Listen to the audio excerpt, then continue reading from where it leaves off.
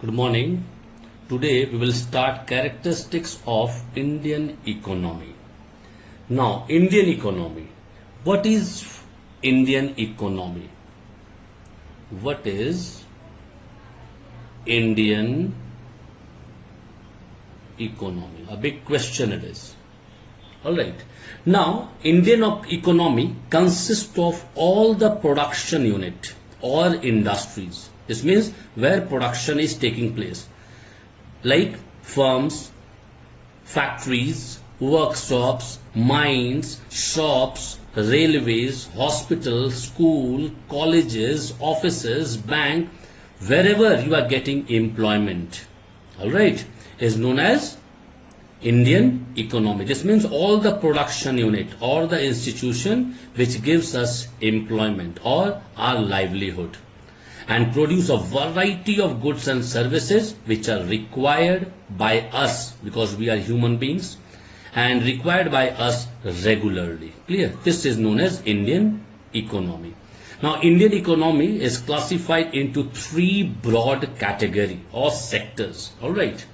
Indian economy is classified into three broad sectors. The first one is known as primary sector, second is known as secondary sector, and third one is tertiary sector. Clear? Three sectors are there of Indian economy. Now, primary sector consists of basically agriculture and allied activities. Now, what is allied activity? Like animal husbandry, forestry, fisheries, all comes under primary sector.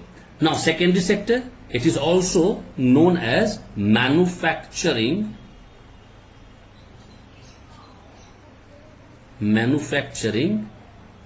sector. It is also known as manufacturing sector. Now, name itself clarifies that whatever we manufacture will come under secondary sector. Clear? Now, third one is a tertiary sector. Tertiary means like transport, banking, insurance, communication. This means which basically help primary and secondary is known as tertiary, because transport we need. Whatever the agricultural product will be irrigated or cultivated or will be getting from the field will be sent to the market. The transport is here, that will give you help. After that, secondary, all the manufacturing things. You have manufactured anything, maybe tube light, maybe fan you have manufactured, and now you need to sell it out in the market. Who will help you? The tertiary sector will help you. You need loan. Primary people also need loans. Secondary sector also need loans. Now, who will give you loan? The tertiary sector, because bank comes under tertiary. Now, this all is known as primary, secondary and tertiary sector.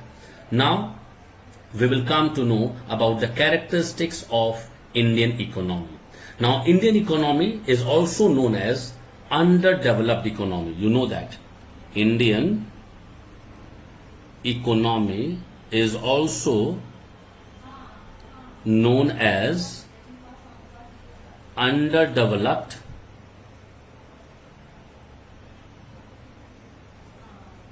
economy. Clear? Now, underdeveloped economy, in the previous chapter I told you, but I will recapitulate a little bit. And underdeveloped economy is one where there are low level of living, absolute poverty, per capita income is very low, consumption power is very less, and the people are poor, their health is not good. This means because health services are not good. Now, all this comes under underdeveloped economy. Now, characteristics, the first one, low per capita income. Alright, Indian economy is also underdeveloped economy. This means whatever underdeveloped economy characteristics are there, all are characteristics of Indian economy. First is low per capita income. You know that in our country, per capita income is estimated only $1940. Now, you can understand it is also predicted in 2017, not predicted, it came, they have taken out in 2017, this was the per capita income, but Only this is for India. This is for India. Now you come to USA, you come to UK. You know that there in USA it is 59,532 in 2017 dollar, and in UK it is 39,720. Alright, now you can understand where they are and where, because we are in 1,000, they are in 39,000 and 59,000. Because of that, they are in a developed nation and we are in a developing nation. The first one. Second point, you come predominance of agriculture. Now, you know India is an agricultural country. Now, these countries which comes under the underdeveloped or developing nation, they all focus basically on agriculture. Clear? Presently in 2017, agriculture provides employment, 43% of our total labor force. How many laborers are there in our country? You can see to it in the Google. 43% they are dependent on agriculture. But if only it contributes 17% of the total labor force. This is our drawback, because even if we are going for agriculture, we are not giving our 100%. Now come the third one, inequalities in income and wealth distribution. Now, this is a major problem. I told you that day also, because in our country, what happens, according to an estimate, they have estimated, means many groups are there who comes and identify all these things. 20% enjoy 45.3% of the total income, and the poorest people, 20%, took only 8.1% total income of the country. This means whatever is the total income of our nation, clear, whatever is the total income of our nation, out of that, you can't believe that in our country 45.3%, clear, and one side it is 8.1%. This means 20% enjoy, only 20% rich people enjoy 45.3% total income of our nation, and 20% of poor enjoy only 8.1% of the total income of our country. So this is the problem of inequality in distribution of wealth and income. Fourth point is rapid population growth. Now, this explosion will have to stop it. Otherwise, people in our country, they say it is God gift. Really, I'm telling you, it is not a God gift, it is our gift.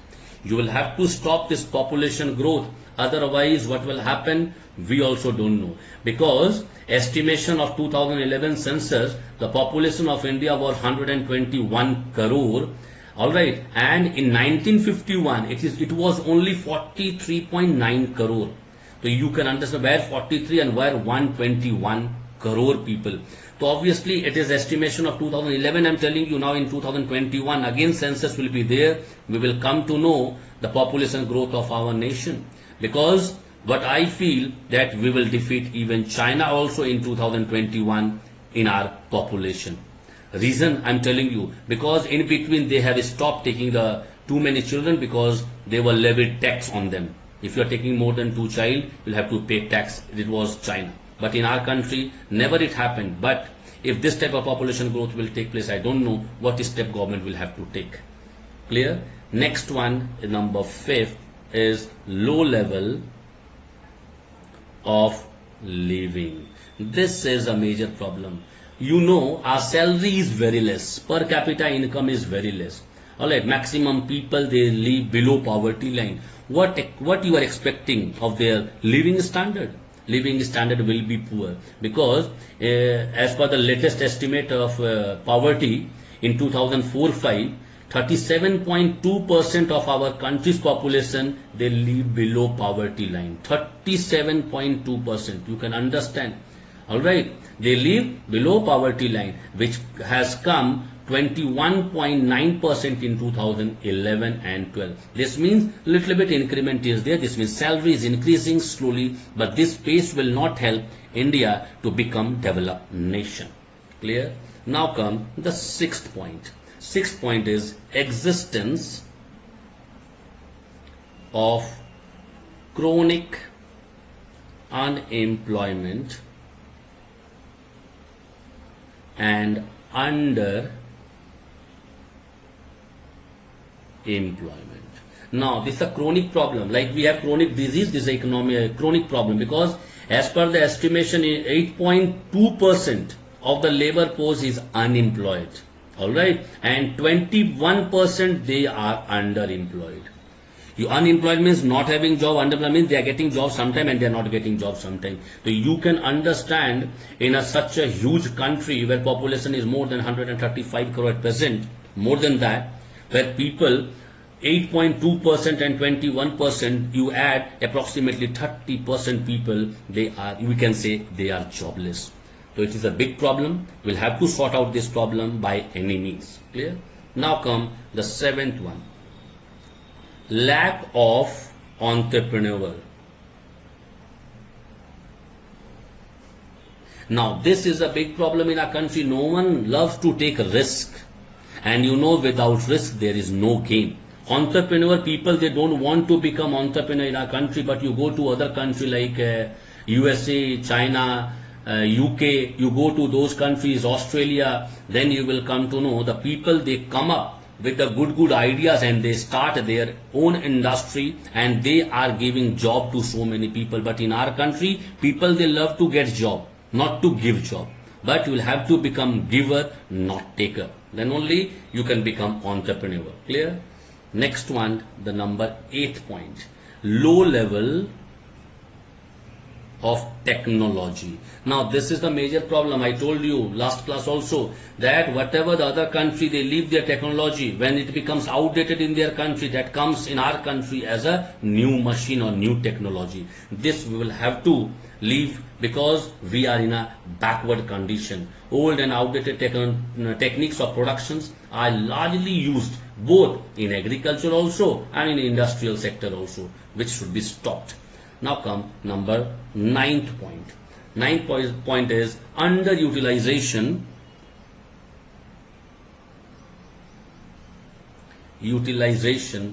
of natural resources. Now this is also a big problem, that we have natural resources but we are underutilizing it. Now India, because each and every nation in the world, they know India is considered as a very rich country as far as her natural resources are concerned. But why? Then why underutilization is there?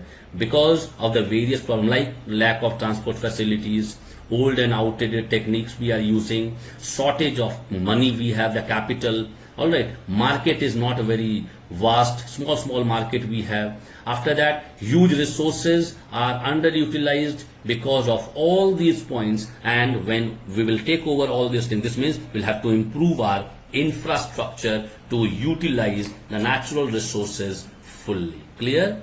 Now come the 10th point. 10th point is weak infrastructure. Weak infra. Now, weak infra means what we want to say, that we don't have road, we don't have railway. No, we have. But you will not believe, in India, 24 kilometers of railway lines per 1 lakh population in India. Think of it. In India, in 1 lakh population, only 24 kilometer railway lines are there. But you come to Canada, you will not believe, they have in 1 lakh population, they have 1163 kilometers of railway track. Alright. Again, India, there are 3,141 kilometer road in 1 lakh population, which is 1/10. Alright, which is 1/10, I'm telling you, not 10th, 1/10 of the developed countries. This means where we are standing in infrastructure, we can understand by this only. Now come a new topic, because every time they give question, India is known as a mixed economy. Why? This question they ask. All right. India is a mixed economy. The question will be why or how. You will have to answer it, because you know there is a coexistence in our country of public and the private sector. All because in 1948 and 56 the industrial policy passed, which was formulated by the government of India, and they have made provision for the coexistence of both the sectors, public and the private. Alright, but some strategic like basic and heavy industry will be run by the public sector. They will take care. All the heavy industry, all the defense industry, they will take care. And because there is a huge capital needed, and a public sector like a government, they have that a huge money, and private people, they are afraid to invest such a huge amount, and for that only they were focused on the FMCG. Alright, fast moving consumer goods they were focused. Now there is a huge private sector, as I told you just now, under which a large number of industries are being managed. They are also running a big industries. It's not that. And for that only India is a mixed economy. Why? Because in Indian economy, the characteristic you will see of both will be present. Capitalist also and socialist also. This only shows that India is a mixed economy where we are taking care of both the sector, public and the private. So this is the answer of India, a mixed economy. Second question they ask, India a developing economy. How? India is a developing economy. How? Now in this you will have to write few points. The first point, increase in national income and per capita income. Why India comes under developing? Because national income is increasing little bit and per capita income of a people also increased. Because I can give you example, when my father joined, he was getting salary only 900 rupees per month. Alright, and when he retired, he got approximately 50,000 per month. See the gap. This means earlier it was very less, but per capita income is increasing. And in your book also, M. Mukherjee, who is an economist, in annual growth rate, he has shown the real per capita income, which was there in 1857 to 1956, was only 0.5%. But as the planning commission of our country was there, then the pace increased to 2% per annum, and presently it is approximately 4% per annum. This means growth is taking place. Now for that only it's a developing, slowly it is developing. Now come to the second point, increase in rate of capital formation. Now this is very clear. Why? Because as your salary will increase, whatever expenditure you will have to expense, you spend it. After spending, you will be getting little bit amount in your hand. What to do? You save that in the bank, and slowly when you are depositing every month, one day you will see a huge capital is there of yours in the bank, which is known as capital formation. Clear? Because in India, capital formation, it was 9.3% only in 1950-51, but in 2015-16, it is approximately 33.3%. Clear? This means growth has taken place. Now come to the third one, agricultural development. Alright. Now agricultural development is also taking place in our country, because average per hectare production of wheat has increased from 663 kg, which was in 1951, to 3216 kg in 2016-17. Area which was under irrigation in 1950-51, it was only 17%, but today it is 40%. Now maybe the question will haunt in your mind, if the agricultural boost is there, which is 663 kg to 3216 kg, and the land which was 17%, it is 40%, then why the in national income, why the contribution from the agriculture sector is less? Reason is because the population growth is maximum, because in 1950-51 population was very less in comparison to 2015 and 16, and because of that we will have to see that if agricultural development is taking place, even our Population is also increasing. Now come number 4, industrial progress. Now industrial progress means that during the whole planning period, overall growth of industry was only 6% per annum. Alright, overall. This means all the industry when we add together, it is during the planning period, and for that only now we don't have planning commission, we have Niti Aayog, because it was taking huge, means a hell lot of time, and because the government removed that one. Clear? Now come the 5th point. 5th point is development of infrastructure.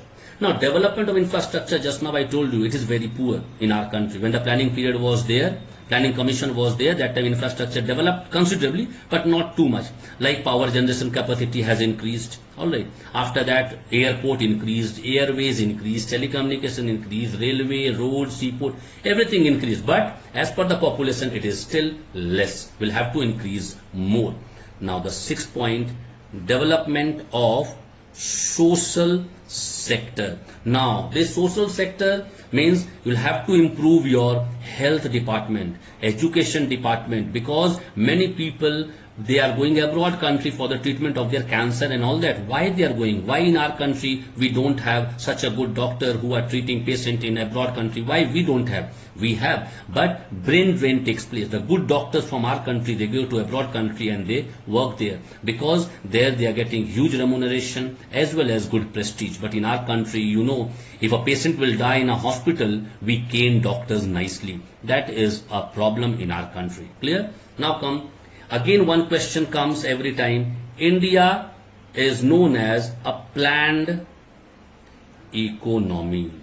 Why or what? This question of how or explain, this type of question comes. Now, as I told you, in 1951 planning commission was there in our country. Alright, everything they used to plan and they used to execute, but execution was taking a hell lot of time, because it is a 5-year duration, and in those 5 years if we cannot do, again it will pass on to the next. I don't know when the turn will come, but as Modi took over, he changed the scenario and he made Niti Aayog. Clear? And in Niti Aayog replaces the planning commission from 2015 onwards. The 5-year plan removed. Here, whatever decision you want to take, plan it, execute it as fast as possible. No need to take the paper and to pass in all the tables. No need to pass in all the tables, because it takes a hell lot of time. Now, every department is wholesale responsible for their growth, and because of that, the planning commission, it was removed, and in 2015 a Niti Aayog was established.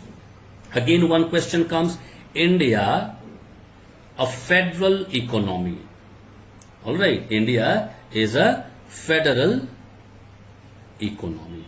Now, know that India is a federal economy because here government works in a two level, central and the state. Clear? Now all the big companies like Indian Railway, Post and Telegraph, Atomic Power, they comes under central government, and all the health department, electricity, irrigation, road transport comes under state government. This means what is the duty of the state government? They execute their duty, and what is the duty of central government? They should execute their duty. In next class, we will start new topic.